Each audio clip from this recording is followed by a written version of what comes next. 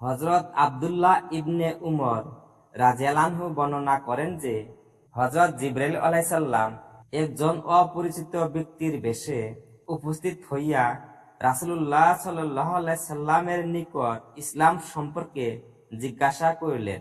তিনি উত্তরে বলিলেন, ইসলাম এই যে তুমি অন্তর ও মুখ দ্বারা এই সাক্ষ্য প্রদান করো যে আল্লাহ ব্যতীত আর কোনো মাবুদ নাই এবং হযরত মুহাম্মদ সাল্লাল্লাহু আলাইহি সাল্লাম আল্লাহ তাআলার রাসূল।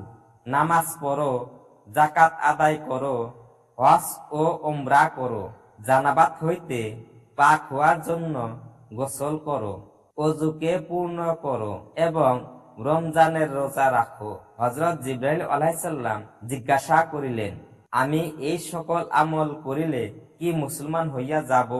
ইরশাদ করিলেন, হ্যাঁ। হযরত জিবরাইল আলাইহিস সালাম বলিলেন, আপনি সত্য বলিয়াছেন।